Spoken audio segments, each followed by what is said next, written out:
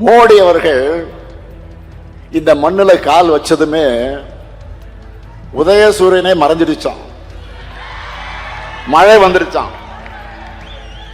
கோமாளிகளை இப்ப கூட மழை வந்திருக்கு.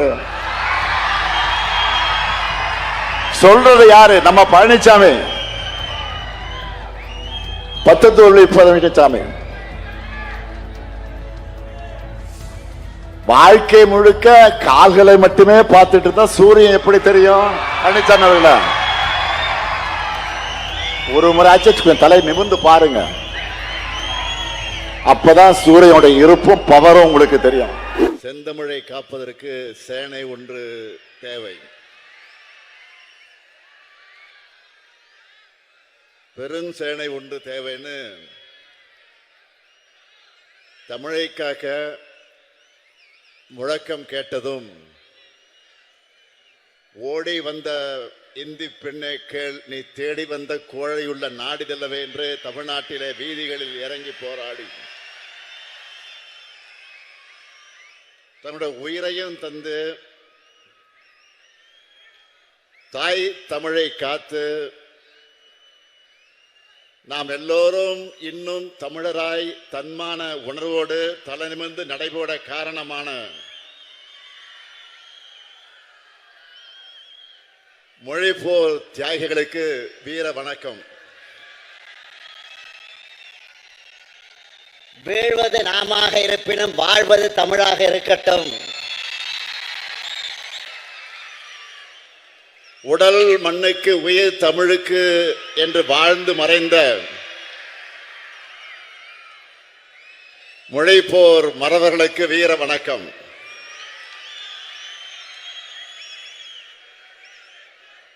திராவிட இயக்க தீரர்களே, நீங்க உருவாக்கி கொடுத்த நிலத்துல தான் நாங்க வாழறோம். மொழிப்போர் வீரர்களே, உங்க மூச்சு காற்று தான் இப்போவும் எங்களை இயக்கிக்கிட்டு இருக்கு. தமிழ்தாயின் தியாக பிள்ளைகளை, தலைப்பிள்ளைகளை உங்களை வணங்குகிறேன். எழுச்சியோடும் உணர்ச்சியோடும் நடைபெற்றுக் கொண்டிருக்கக்கூடிய இந்த கூட்டத்தினுடைய தலைவர், ஆற்றல் மிகு மாவட்ட செயலாளர் சட்டமன்ற உறுப்பினர் சுந்தர் அவர்களே,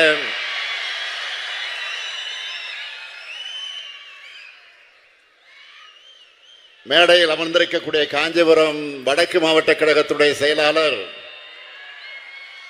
மாண்புமிகு அமைச்சர் அருமை நண்பர் அன்பரசன் அவர்களே, நாடாளுமன்ற உறுப்பினர் செல்வம் அவர்களே, சட்டமன்ற உறுப்பினர் எழிலரசன் அவர்களே,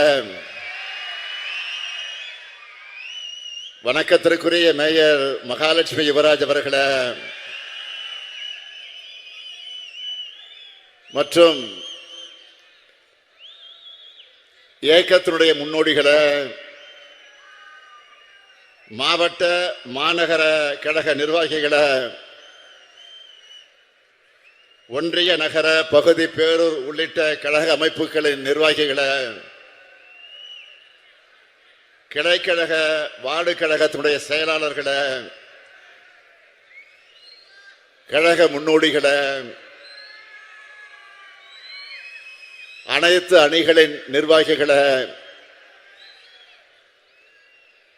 ஈட்டி முனைகளாக இருக்கக்கூடிய நாட்டின் திருப்பு முனைகளாக இருக்கக்கூடிய ஈடு இணையற்ற இளைஞரணியின் தம்பிமார்களே,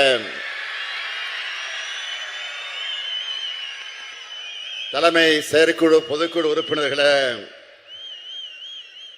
உள்ளாட்சி அமைப்புகளின் பிரதிநிதிகளே, நிறைவாக நன்றி உரையாற்ற இருக்கக்கூடிய மாநகர செயலாளர் தமிழ்ச்செல்வன் அவர்களே, என் உயிரோடு கலந்திருக்கக்கூடிய நம்முடைய முத்தமிழறிஞர் தலைவர் கலைஞர் அவர்களின் உயிரினும் உயிரான அன்பு உடன்பிறப்புக்களே, உங்கள் அனைவருக்கும் என்னுடைய அன்பான வணக்கம். ஆண்டுதோறும் இந்த ஜனவரி 25ஆம் நாளை மொழிப்போர் தியாகிகளை நினைவு வகையில வீர வணக்க நாளாக நாம் கடைபிடிச்சுக்கிட்டு வரோம். இன்று தமிழ்நாடு முழுவதும் மொழிப்போர் தியாகிகள் கூட்டம் இதே போல நடந்து கொண்டிருக்கிறது. நான் காஞ்சி மாநகருக்கு வந்திருக்கிறேன். சாதாரண காஞ்சிக்கா வந்திருக்கிறேன். பேரறிஞர் அண்ணாவை தந்த காஞ்சிக்கு வந்திருக்கிறேன். நம்ம எல்லாம் ஆளாக்கிய அன்பின் தெய்வம் அண்ணாவின் காஞ்சிக்கு வந்திருக்கிறேன்.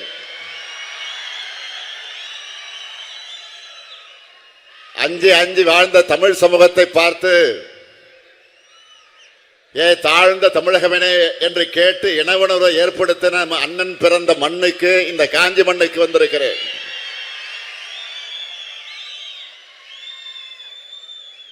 வரலாற்றில் எத்தனையோ தலைவர்கள் உண்டு. அதுல அண்ணாவை பார்த்தா எனக்கு சில நேரம் பொறாமையா இருக்கும். ஏன் தெரியுமா? பெரியாரை போல குருவும் கலைஞரை போன்ற ஒரு சிஷியனும் கிடைச்ச ஒரே தலைவர் பேரறிஞர் அண்ணா தான்.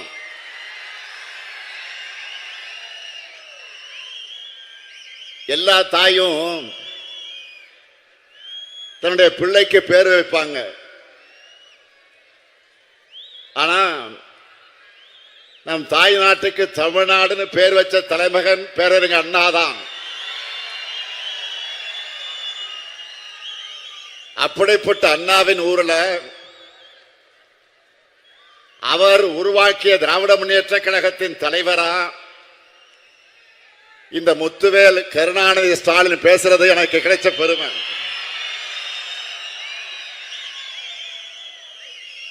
மிக மிக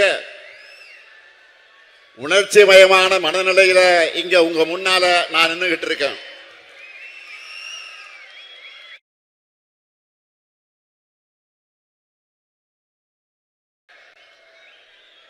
ஆனா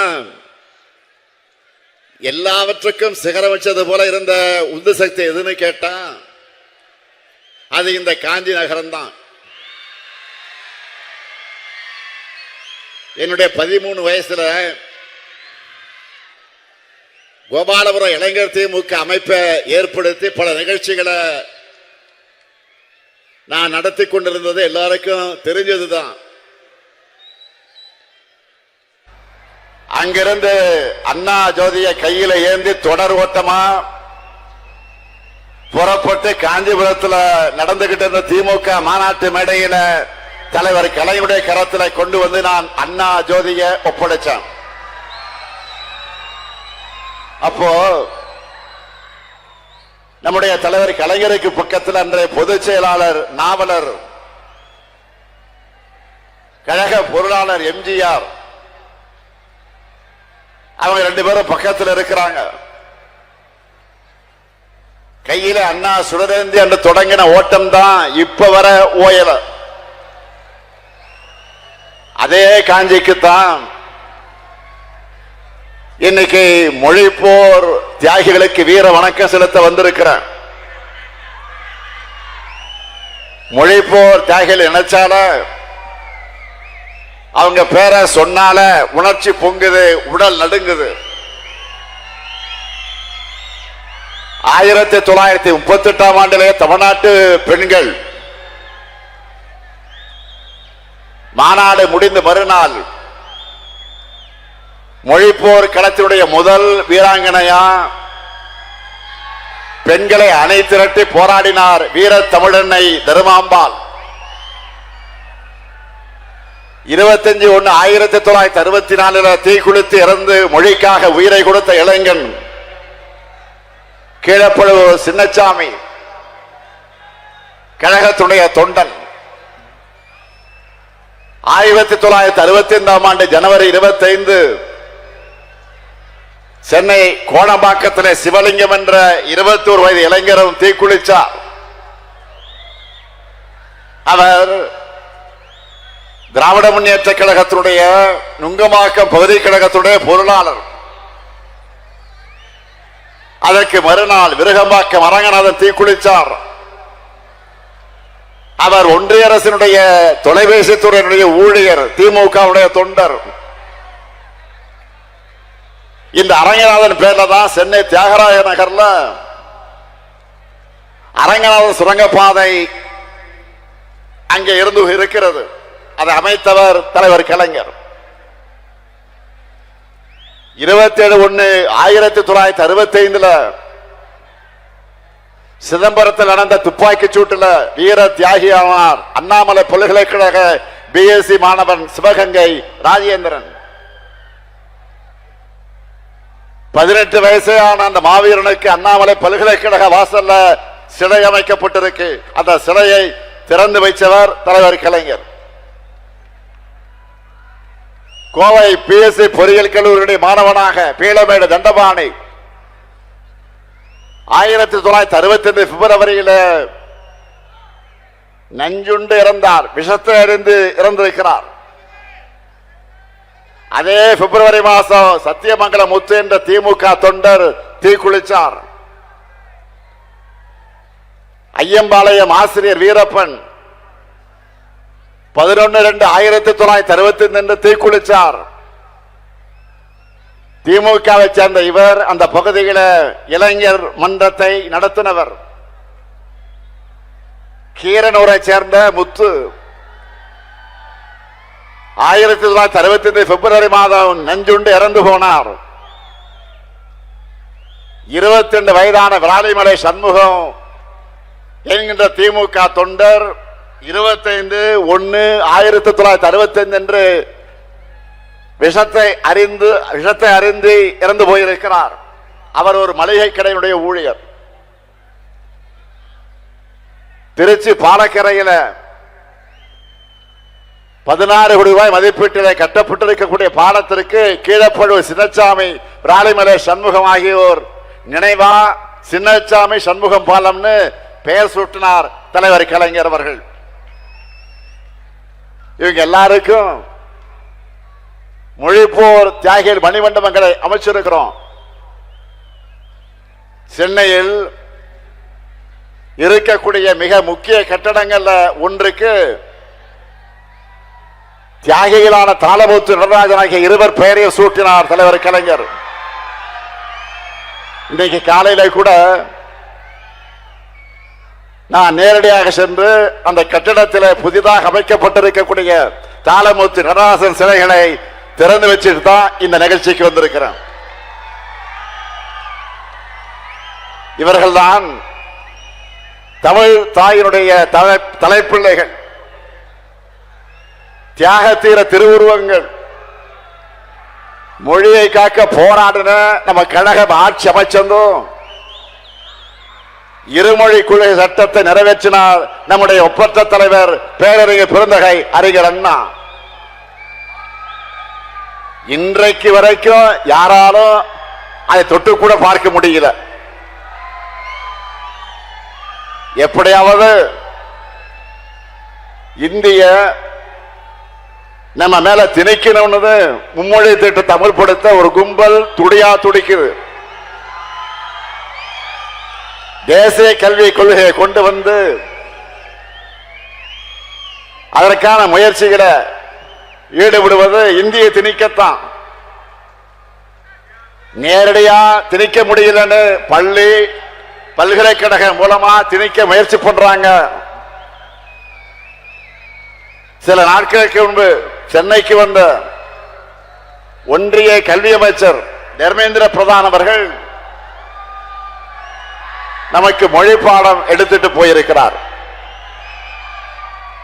எல்கேஜி பையன் பேராசிரியருக்கு பாடம் எடுக்கிற மாதிரி இருக்கு அவருடைய செயல்பாடு.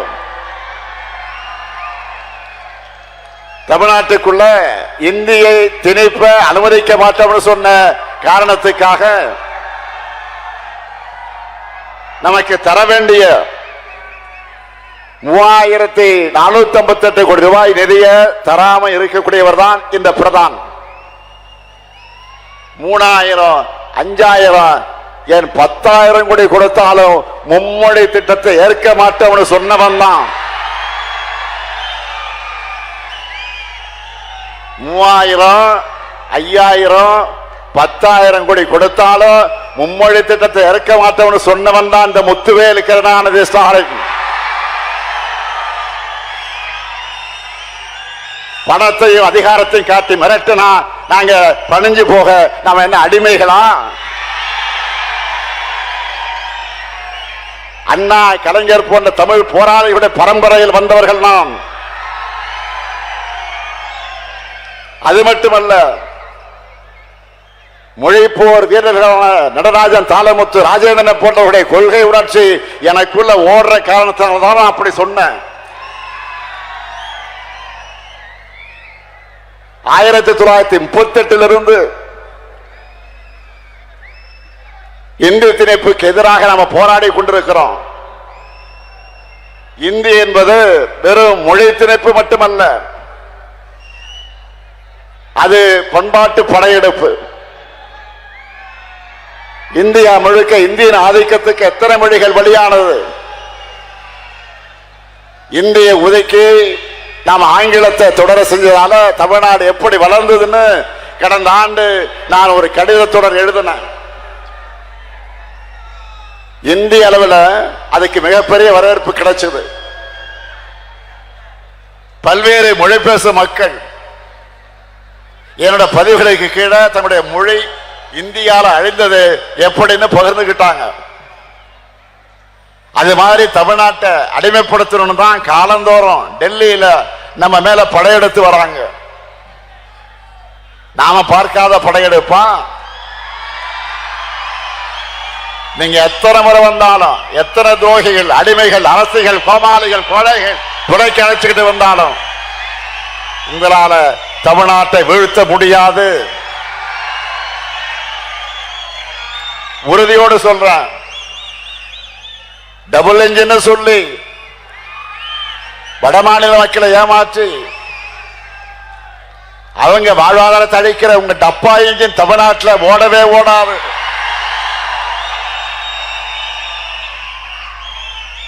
ரெண்டாயிரத்தி 21 பெற்ற தோல்வியிலிருந்து எந்த பாடமும் கத்துக்காம மறுபடியும் கொத்தடிமை கூட்டமான அதிமுகவின் தோல்ல வந்து பாஜக வருது. இங்க சுந்தர் பேசுகிற போது சொன்னாரு,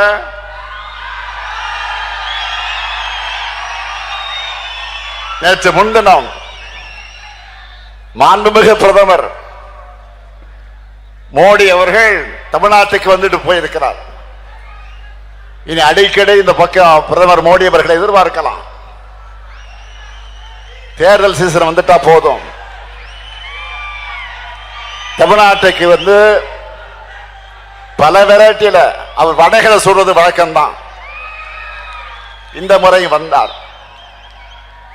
வழக்கமான பழைய வடைகளை தான் சுட்டுட்டு போயிருக்கார். அந்த மாவும் புளிச்சு போச்சு. அதை கேட்டு கேட்டு தமிழ்நாட்டு மக்கள் காதும் புளிச்சு போச்சு. பிரதமர் வராருன்னு சொன்னதும் சில கேள்விகளை நான் கேட்டிருந்தேன், எழுப்பியிருந்தேன். அது வருவதற்கு முதல் நாளே அந்த கேள்வி நான் எழுப்பியிருந்தேன். நீங்க எல்லாரும் அந்த ஊடகங்கள் அதெல்லாம் பார்த்திருப்பீங்க, படிச்சிருப்பீங்க நினைக்கிறேன். தமிழ்நாட்டுக்கு தர வேண்டிய 3548 கோடி ரூபாய் கல்வி நிதி எப்ப வரும்? தொகுதி மறுவரையில தமிழ்நாட்டின் தொகுதி அளவு குறைக்கப்படாத இந்த உறுதிமொழி உங்க வாயிலிருந்து எப்ப வரும்? பாஜகவின் முகவர் போல செயல்படுகிற ஆளுநருடைய அராஜகம் எப்ப முடிவுக்கு வரும்? ஒன்றிய பாஜக அரசிடமிருந்து தமிழுக்குரிய ஒதுக்கீடு, நிதி ஒதுக்கீடு எப்போ வரும்? 100 நாள் வேலை திட்டத்துக்கு பதிலாக மாநிலங்கள் மேல நிதி சுமை ஏற்றி ஊரக மக்கள் வாழ்வாதாரத்தை ஒழிச்சு கட்டக்கூடிய புதிய திட்டம் எப்போ கைவிடப்படும்? 10 ஆண்டுகளா இன்ச்சு இன்ச்சா ஒன்றிய பாஜக அரசு இழைக்கிற மதுரை எய்ம்ஸ் 8வது உலக அதிசயம் எப்போதான் எங்க கண் முன்னால வரும்? இயற்கை பேரிடருக்கான நிவாரண தொகை தமிழ்நாட்டுக்கு எப்போ வரும்? ஓசூர் விமான நிலையத்துக்கு அனுமதி எப்போ கிடைக்கும்? கோவை மதுரையில மெட்ரோ ரயில் ஓடுமா? அப்படின்னு இப்படி அடுக்கடுக்கா கேள்விகளை கேட்டேன். இது எதுக்குமே பிரதமர் மோடி அவர்கள் பதில் சொல்லல. இருந்தா தானே சொல்றதுக்கு. ஆனா தேர்தல் குறித்த தன்னுடைய கற்பனைகளை பேசிட்டு போயிருக்கிறார். மாண்புமிகு பிரதமர் அவர்களே, கடந்த நாடாளுமன்ற தேர்தல் நினைவு இருக்கா? உங்களுக்கு ஒரு தொகுதி கூட கிடைக்கவில்லை. தமிழ்நாட்டுக்கு நீங்க எத்தனை முறை வந்து பிரச்சாரம் பண்ணீங்க? அதுக்கு பரிசா முழுமையான தோல்வியை தமிழ்நாட்டு மக்கள் உங்களுக்கு பரிசா கொடுத்தது மறந்து போச்சா? உங்க பக்கத்தில் ஒருத்தர் உட்கார்ந்து இருந்தாரு, அவர் என்ன வெறும் பழனிசாமின்னு நினைச்சிட்டீங்களா? சாதா பழனிசாமி அல்ல, தி கிரேட் 10 தோல்வி பழனிசாமி. 2019 இருந்து எல்லா தேர்தலையும் தோல்வியை தவிர எதுவும் காணாத மாவீரர். இப்படி ஒரு ஃபெயிலியர் கும்பல சேர்ந்து கொள்கையால இணைந்திருக்கக்கூடிய திமுக கூட்டணி வீழ்த்த போறாங்களாம். தமிழ்நாட்டை என்டிஏவை வளர்க்க போறாங்களாம். என்டிஏ அரசு வரப்போகுதான், வளர்க்க பாடுபட போகுதான். இது எப்படி பிரதமரால் சிரிக்காம சொல்ல முடியுது? நல்லா கவனிங்க. அதிமுக அரசு இல்ல, அவங்களே என்டிஏ அரசுன்னு தான் சொல்றாங்க. இப்போ நீங்க வந்து வந்து வளர்க்கிற நிலையிலாம் நாங்க இருக்கிறோம். தமிழ்நாடு ஏற்கனவே வளர்ந்துதான் இருக்கு, நாளும் வளர்ந்துகிட்டே இருக்கு. இது நீங்க கெடுக்காம இருந்தாலே போதும். தமிழ்நாடு பொருளாதாரத்துல, தொழில் முதலீட்டுல, கல்வியில, வேலை வாய்ப்புல, மருத்துவத்துல, சமூக வளர்ச்சி குறியீடுகள்ல வளர்ந்திருக்கு. அது ஒன்றிய அரசாலேயே மறைக்கவோ மறுக்க முடியாத அளவுக்கு வளர்ந்திருக்கு. உங்க புள்ளி விவரங்கள் அதைத்தானே சொல்லுது. பிரதமர் அவர்களே, தமிழ்நாட்டை அழிக்கும் உங்க எண்ணம் பலிக்காது. பக்தர்கள் மணமகளுக்குரிய ஆட்சியை நடத்துகிறோம். நம்ம காஞ்சிபுரம் கோயில்கள் நிறைந்த நகரம். இங்க குழப்பம் ஏற்படுத்த நினைச்சா அந்த எண்ணம் நிறைவேறாது. நாடும் நாட்டு மக்கள் அமைதியாக வாழுகிற இந்த நிலை சிலருக்கு பிடிக்கல. ஏன் நாட்டினுடைய பிரதமரை இந்த நோக்கம் கொண்டவராக இருப்பது அவர் வகிக்கக்கூடிய பதவிக்கு அழகல்ல. தமிழ்நாட்டில் போதை மருந்து நடமாட்டம் அதிகமாயிடுச்சுன்னு பொத்தாம் பொதுவா பிரதமர் பதவியிலிருந்து அவர் பேசிவிட்டு செல்வது சரியல்ல. நாடு முழுக்க கடந்த 5 ஆண்டுகள்ல துறைமுகங்கள் வழியா கடத்தப்பட்ட 11,311 கோடி ரூபாய் அளவிலான போதைப் பொருள் பிடிபட்டிருக்குன்னு ஒன்றிய அரசு தெரிவிச்சிருக்கு. அதுல பெரும்பாலானவை குஜராத் மற்றும் மகாராஷ்டிரா மாநில துறைமுகங்கள் தான் சிக்கி இருக்கு. இந்த மாநிலங்களை யார் ஆட்சி செய்யறாங்க? திமுகவா? இல்லையே, உங்க ஆட்சி தான் நடக்குது. டபுள் இன்ஜின் சொல்ற டப்பா இன்ஜின் தானே ஓடுதுங்க.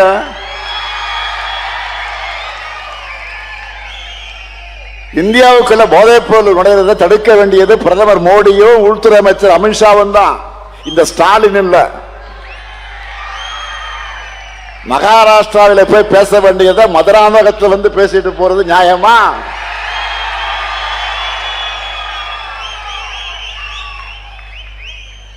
அடுத்து, தமிழ்நாட்டில் பெண்களுக்கு பாதுகாப்பு இல்லைன்னு இதை வேற பிரதமர் அவர்கள் சொல்லிட்டு போயிருக்காரு.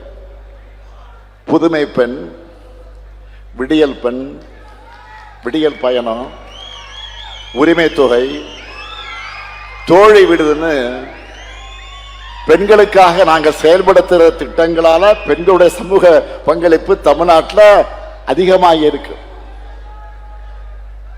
அதிகமான மாணவிகள் கல்லூரிகளுக்கு படிக்க வர்றது தமிழ்நாட்டில் தான். இந்தியாவில் அதிகமான பெண்கள் தொழிற்சாலையில் வேலை பார்ப்பது தமிழ்நாட்டில் தான். இது எதுவும் தெரியாம ஆளுநர் போலவே பிரதமர் அவர்கள் பேசுவது மிக மிக கண்டனத்துக்குரியது. 5 மாத கர்ப்பிணி பெண்ணான பில்கிஸ் பானு அவர்களை கூட்டுப்பாலை வன்கொடுமைக்கு உள்ளாக்கின 11 குற்றவாளிகளை விடுதலை செஞ்சது உங்க குஜராத் அரசு தானே. உலகமே அதிர்ச்சி அடைந்தாங்களே. உச்ச நீதிமன்றமே அதை ரத்து பண்ணுச்ச. நீங்க பெண்கள் பாதுகாப்பு பத்தி பேசலாமா? அதுவும் பாலியல் குற்றங்கள் ஈடுபட்ட குற்றவாளிகளுக்கு முன்விடுதலை கிடையாதுன்னு சட்டமன்றத்தில் தடை சட்டம் நிறைவேற்றி இருக்கக்கூடிய இந்த ஸ்டாலின் அரசை பத்தி நீங்க பேசுவதற்கு உங்களுக்கு யோகியதை இருக்குதா, அருகதை இருக்குதா? குற்றங்கள் அதிகமாக நடக்குது. பிரதமர்கள் பேச நினைச்சா எங்க போய் பேசணும்? பாஜக கூட உத்தரப்பிரதேசம் போய் தான் பேசணும். மணிப்பூர்ல போய் பேசுங்க. இதை விட இன்னொரு கூத்து என்ன தெரியுமா? ஜெயலலிதா ஆட்சியில குற்றமே நடக்கலன்னு சொல்லி அதிமுக தொண்டர்களையும் பிரதமர் ஏமாத்த பார்த்திருக்கிறார். குஜராத் மோடியா இந்த லேடியான்னு தமிழ்நாட்டில் ஊர் ஊரா போய் அம்மையார் ஜெயலலிதா கேட்டாங்க தெரியுமா? அதெல்லாம் மறந்துடுச்சா? இந்தியாவிலே அதிமுக அரசு தான் ஊழல் அதிகம் நடக்கக்கூடிய அரசுன்னு நீங்களும் உள்துறை அமைச்சர் அமித்ஷாவும் அவர்களும் பேசினதான் ஞாபகம் இருக்கா? இது எல்லாத்தையும் நீங்க ஒருவேளை மறந்திருக்கலாம். தமிழ்நாட்டு மக்கள் மறக்க மாட்டாங்க.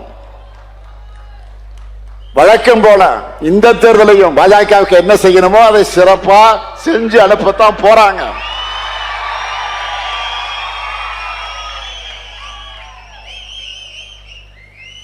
மோடி அவர்கள் இந்த மண்ணில் கால் வச்சதுமே உதயசூரியனே மறைஞ்சிடுச்சான், மழை வந்துருச்சான். கோமாளிகளை இப்ப கூட மழை வந்திருக்கு. சொல்றது யாரு? நம்ம பழனிசாமி, 10 சாமி. வாழ்க்கை முழுக்க கால்களை மட்டுமே பார்த்துட்டு இருந்தா சூரியன் எப்படி தெரியும்? பழனிசாமி அவர்களே, பழனிசாமி அவர்களே, வாழ்க்கை முழுவதும் காலையே பார்த்துக்கிட்டு இருந்தா சூரியன் எப்படி உங்களுக்கு கண்ணுக்கு தெரியும்? ஒரு முறை ஆச்சு தலை நிமிர்ந்து பாருங்க, அப்பதான் சூரியனுடைய இருப்பும் பவரும் உங்களுக்கு தெரியும். தமிழ்நாட்டுக்கு ஒன்றிய பாஜக அரசு தொடர்ந்து செஞ்சுட்டு வரக்கூடிய வஞ்சகத்தை தட்டி கேட்கக்கூடிய துணிச்சலும் முதுகெலும்பும் திராவிட முன்னேற்ற கழகத்திற்கு மட்டும்தான் இருக்கு.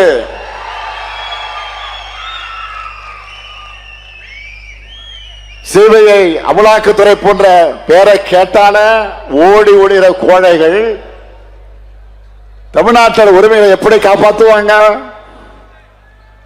பாஜகவோட ஏவல் படையா செயல்படுகிற புலனாய்வு அமைப்புகளை வச்சுக்கிட்டு திமுகவை மிரட்டி பார்க்கலாம், பணிய வைக்கலாம் நினைச்சா மக்களுடைய ஆதரவோடு அதை எதிர்கொள்கிற உறுதி திமுகவுக்கு இருக்கு.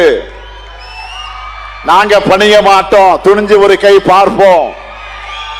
மண், மொழி, மானம் காத்திடும் எங்க 2000 ஆண்டு போற தொடர்ந்துடுவோம். 2026 தேர்தல் களமும் ஆரிய திராவிட போரின் மற்றொரு களம்தான்.